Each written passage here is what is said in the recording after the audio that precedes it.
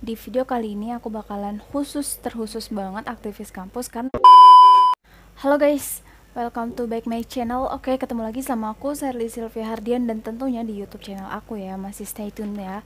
Oke, di video kali ini aku bakalan bahas yang part 2, tips 3,5 tahun cum laude and aktivis kampus. Cuman di video kali ini aku bakalan terkhusus banget aktivis kampus karena di part satunya aku udah jelasin tips-tips ala aku gimana bisa dapat 3,5 tahun dan cum laude ya guys. Oke, disimak aja videonya. Tapi sebelum teman-teman nonton video ini sampai habis, teman-teman jangan lupa like, subscribe, and comment ya guys.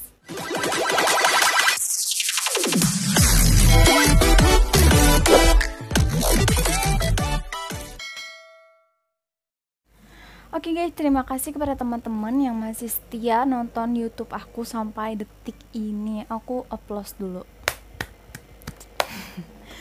Soalnya tanpa dukungan dari teman-teman ya juga nggak bakalan bisa lanjut terus bikin video. Dan di video kali ini aku bakalan terkhusus banget untuk aktivis kampus ya guys. Tapi sebelum aku kasih tips-tipsnya, jadi aku bakalan jabarin sedikit gitu kenapa apa itu aktivis kampus gitu. Jadi aktivis kampus itu mahasiswa atau mahasiswi yang aktif dalam organisasi kampus, baik di dalam maupun di luar kampus ya guys.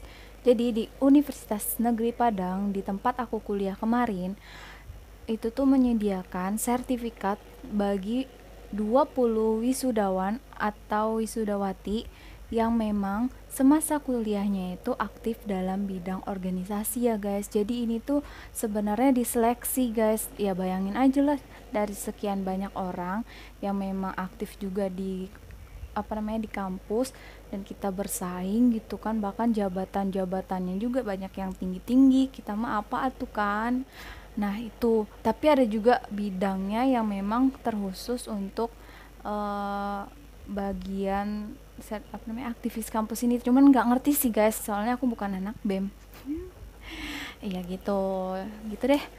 Jadi diseleksi gitu kan, jadi dapat penghargaan, dan ini tuh dikasih langsung oleh rektor UNP guys. Jadi kan misalkan teman-teman yang lain tuh cuman dapat ijazah nih pas namanya dipanggil, tapi kalau misalkan teman-teman dapat jadi salah satu aktivis kampus, nama teman-teman dipanggil juga bersamaan dengan yang mendapatkan cum laude gitu guys. Jadi cum laude ini perwakilan doang setiap fakultasnya kayak gitu guys.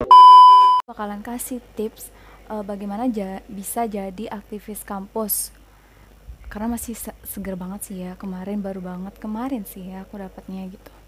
Jadi yang pertama yaitu teman-teman harus bisa public speaking.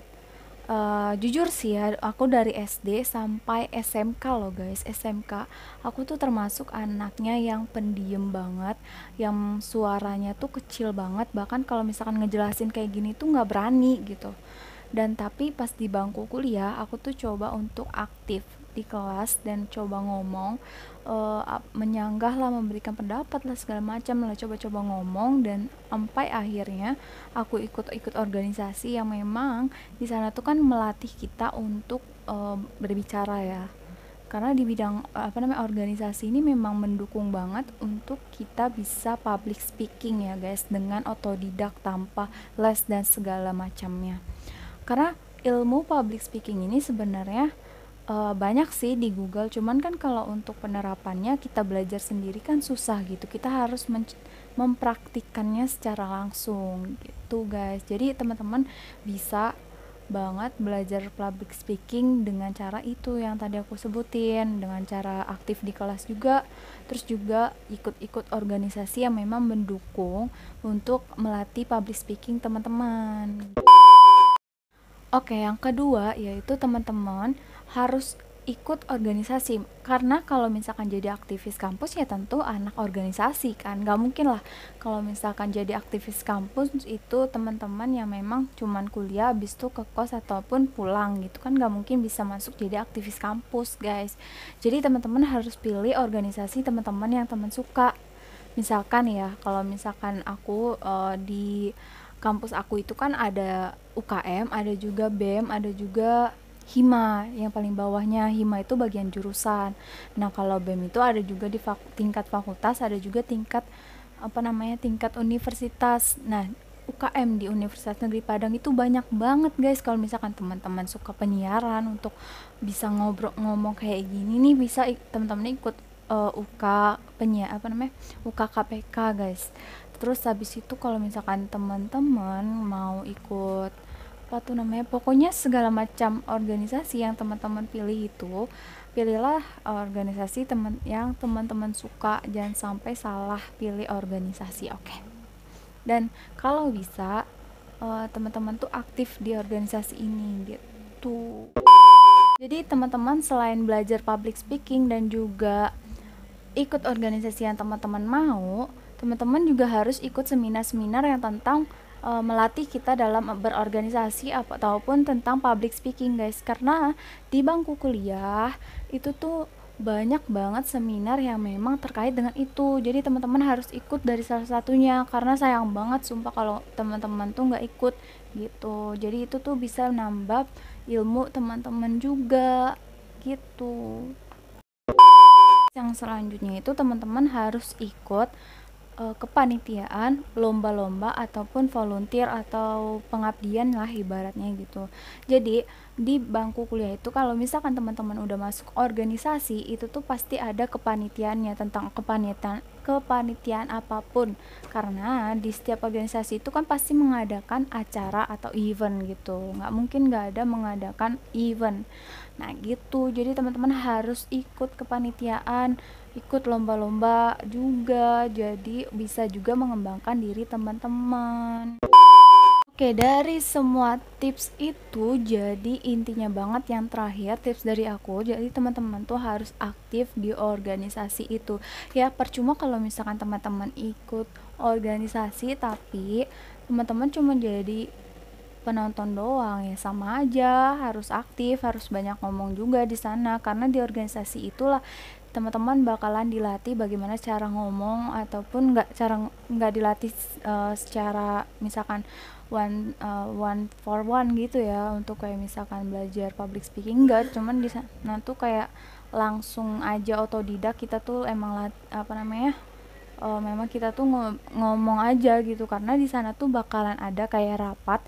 Misalkan mengadakan rapat itu kan pasti setiap orang diminta pendapatnya masing-masing, dan di situ kita juga bakalan dilatih bagaimana kita untuk mengutarakan pendapat kita gitu, apakah kita setuju atau tidak, kayak gitu guys. Jadi itulah tips-tips dari aku kenapa aku bisa jadi aktivis kampus, karena itu sih guys gitu.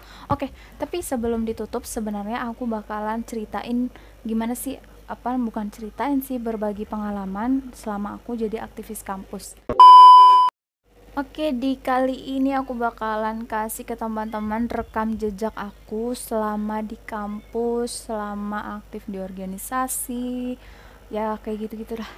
Pokoknya yang pertama itu aku kan setelah PKKMB, jadi itu ada namanya Krida guys. Jadi kan ada namanya PKKMB di setiap fakultas, namanya Krida. Krida itu aku lupa juga sih ya kepanjangannya apa. Pokoknya ada namanya Krida. Di situ tuh kita bisa milih apapun yang kita mau. Misalkan teman-teman suka nari, nah teman-teman juga bisa milih nari. Tapi waktu itu tuh aku malah milih debat bahasa Inggris guys. Ya nggak tahu ya kenapa aku milih debat, padahal dulu tuh anak SD, SMP, SMA, SMK tuh pendiam banget, ngomong aja pelan banget, sumpah. Terus ya habis itu kan yang kedua aku kan karena ikut debate bahasa Inggris, jadi di sana tuh ada juga senior yang memang dia di UKM unit kegiatan bahasa asing guys. Jadi aku waktu itu daftar di sana di UKBA di tahun pertama kuliah. Terus lanjutnya aku juga daftar FKPWI. Jadi itu FKPWI itu Forum Islam per Fakultas guys. Itu di tahun pertama aku kuliah juga. Ikut UK silat guys, itu tuh ditawarin sama teman aku. Nah selanjutnya di semester 3 juga aku tuh ditawarin sama senior aku untuk ikut organisasi PPIPM. Itu tuh tingkat universitas, dia itu pusat pengembangan ilmiah dan penelitian mahasiswa. Kajiannya itu ya tentang karya tulis gitu guys. Nah, selain aku ikut organisasi, aku juga suka ikut lomba-lomba gitu guys. Jadi yang pertama itu aku juga ikut lomba di Debat Bahasa Indonesia KDMI, di yang itu yang ngadain UKBA. Terus juga aku ikut lomba debat bahasa Indonesia yang memang itu tuh rata-rata dari jurusan aku gitu kan, yang mahasiswa-mahasiswinya. Itu tuh lombanya di Museum Aditya Warman. Tapi nggak menang sih, yang namanya juga nambah pengalaman ya nggak apa-apa kali, coba-coba.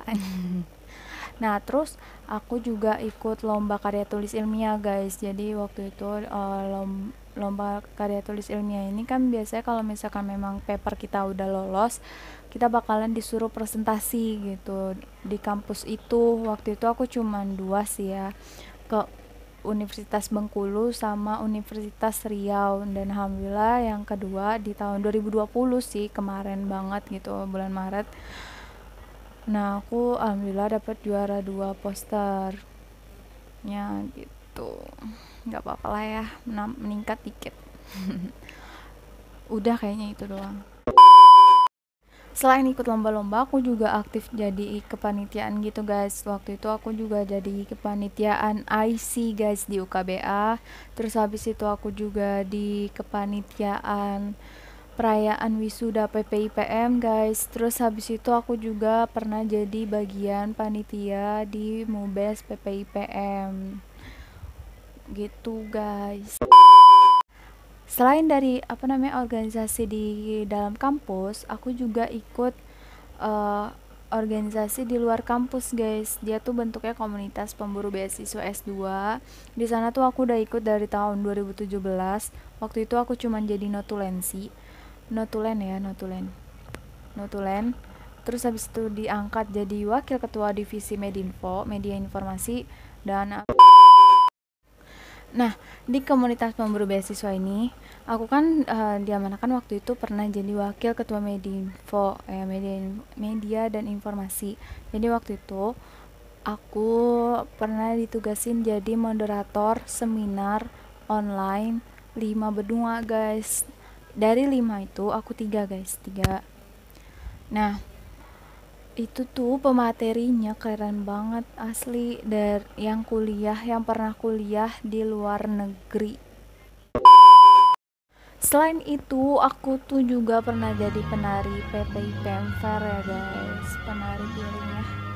Terus selain itu juga aku pernah jadi sutradara drama, itu di mata kuliah drama sih ya. Terus habis itu aku juga pernah jadi ketua kelas di mata kuliah umum, padahal di sana tuh banyak banget sih cowoknya, cuman aku nggak tahu ya ditunjuk sama dosen. Terus abis itu aku juga pernah jadi pemimpin redaksi untuk pembuatan buletin untuk mata kuliah keredaksian guys, kayak gitu. Terus aku juga ikut PKM. Tahu kan teman-teman PKM itu apa? Nah, waktu itu sampai didanai di universitas guys. Jadi aku tuh timnya itu sama anak teknik dua-duanya guys, teknik elektro satu sama teknik mesin. Itu tuh kalau nggak salah buat alat waktu itu. Tapi alhamdulillah sih ya, walaupun gak nyampe PIMNAS, tapi setidaknya didanai sama pihak kampus gitu guys. Aku pernah juga sih bantuin Bang Jeffrey ya, pokoknya itu tuh salah satu pengurus di PPIPM. Waktu pas aku jadi angkatan muda, dia jadi koordinator keanggotaan ya guys. Jadi waktu itu aku pernah diajak sama abang tuh untuk jadi pemateri di Krida FE, Fakultas Ekonomi. Dia tuh bagian karya tulis ilmiah ya, kayak gitu. Temen juga mesti suka traveling ya. Teman-teman tuh kalau misalkan jadi mahasiswa jangan sampai nggak traveling, apalagi kalau misalkan teman-teman kuliahnya di Universitas Negeri Padang, karena di UNP itu ataupun di Sumatera Barat itu banyak banget wisata yang teman-teman harus kunjungin. Jadi ya nggak cuman jadi aktivis kampus atau jadi kumlot doang sih, teman-teman juga harus refresh karena ya nggak mungkin lah otak diperas semua kan. Jadi teman-teman harus refresh gitu. Sumatera Barat. Sumpah aku tuh takjub aja gitu, makanya aku suka banget jalan-jalan. Nggak tahu deh. Cuman pokoknya itulah.